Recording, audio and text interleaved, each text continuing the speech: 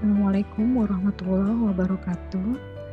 Di sini saya akan mencoba mereview teori belajar dan motivasi belajar, materi yang telah disampaikan oleh Bapak Dr. Syahabudin Said, MSI, dalam workshop latihan keterampilan dasar teknik instruksional pekerti bagi dosen PT. Apa yang sudah dijelaskan oleh Bapak Dr. Syahabudin Said bahwa teori belajar adalah teori pragmatik dan elektik. Teori yang bersifat demikian ini hampir dipastikan tidak pernah mempunyai sifat ekstrim. Tidak ada teori belajar yang secara ekstrim memperhatikan aspek mahasiswa saja atau mementingkan aspek dosen saja, kurikulum saja, dan lain-lain. Di sini menurut ahli aliran psikologi terbagi menjadi 5 aliran. Yang pertama ada aliran atau mazhab tingkah laku yang menekankan pada hasil dari proses belajar. Kedua, aliran mazhab kognitif menekankan proses belajar. Ketiga, aliran mazhab humanistik menekankan isi apa yang dipelajari. Yang keempat, aliran mazhab konstruktivistik. Dan yang kelima, aliran mazhab sibernetik yang menekankan pada sistem informasi yang dipelajari.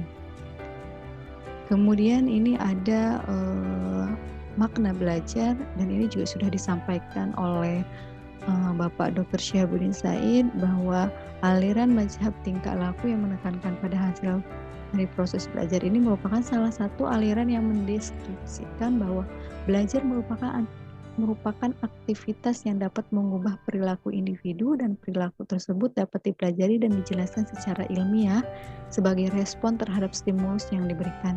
Kemudian dari aliran kognitif ini juga merupakan salah satu aliran yang mendeskripsikan bahwa belajar merupakan proses berpikir di balik tingkah laku yang terjadi atau perubahan persepsi dan pemahaman.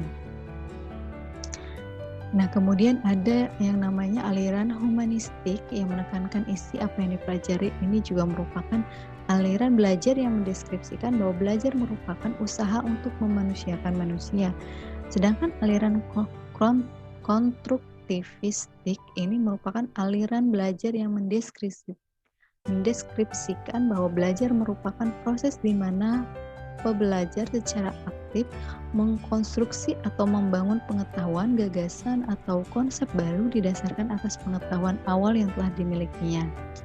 Serta aliran sibernetik ini yang menekankan pada sistem informasi yang dipelajari. Belajar adalah pengolahan informasi, sistem informasi menentukan terjadinya proses belajar. Nah, ini pun tokoh teori belajar sibernetik antara lain adalah Landa yang menggunakan pendekatan algoritmik dan heuristik. Kemudian Pass and Scott yang menggunakan tipe mahasiswa Wallis atau dan serialis. Kemudian aplikasi teori belajar sibernetik dalam proses belajar mengajar ini juga sudah dijelaskan oleh Dr. Syahabudin Said.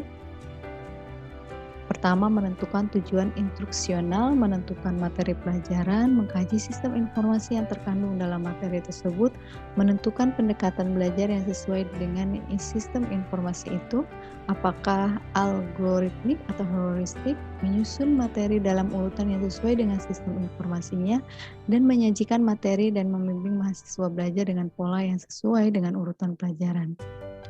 Kemudian Dr. Syahabudin Said juga menjelaskan bahwa teori belajar berakar pada psikologi pendidikan, komunikasi, dan bidang kajian lainnya. Dalam pendidikan melibatkan ilmu psikologi, komunikasi, sosial, filsafat, dan ilmu-ilmu lainnya. Tidak ada satupun jenis cara belajar yang ideal untuk segala situasi. Di sini ada yang namanya motivasi belajar di perguruan tinggi. Ini juga sudah disampaikan oleh beliau yang menjelaskan bahwa motivasi untuk menggerakkan kondisi yang menimbulkan perilaku, mengarahkan perilaku, dan mempertahankan intensitas perilaku. Motivasi itu sendiri adalah kekuatan energi seseorang yang dapat menimbulkan tingkat persistensi dan entusiasmenya dalam melaksanakan suatu kegiatan, baik yang bersumber dari dalam diri individu itu sendiri atau motivasi intrinsik, maupun dari luar individu, motivasi ekstrinsik.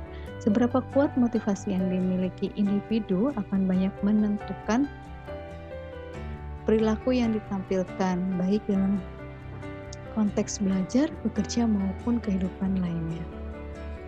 Kemudian teori motivasi, juga ini dibahas oleh Dr. Syahabuddin, bahwasannya proses motivasi ini diarahkan untuk mencapai tujuan yang ingin direalisasikan, dipandang sebagai power yang menarik individu. Terdapat beberapa teori motivasi dan hasil penelitian yang berusaha mendeskripsikan hubungan antara perilaku dan hasilnya. Motivasi belajar ini sendiri mempunyai fungsi dalam belajar. Motivasinya adalah sesuatu yang paling mendasar yang harus ada dalam proses belajar, karena hasil belajar akan optimal bila ada motivasi, dan motivasi selalu bertalian dengan suatu tujuan. Sedangkan motivasi lainnya adalah sebagai pendorong untuk berbuat sesuatu dari setiap aktivitas yang dilakukan, penentu arah perbuatan yakni ke arah tujuan yang ingin dicapai, menyeleksi perbuatan dan pendorong usaha untuk mencapai prestasi. Jadi pada intinya beliau menjelaskan secara keseluruhan bahwa motivasi harus disesuaikan dengan kondisi, bidang, dan tingkat kesulitan yang dihadapi peserta didik, kemampuan yang dimilikinya, dan tujuan yang ingin dicapai. Demikian review dari saya. Terima kasih. Wassalamualaikum warahmatullahi wabarakatuh.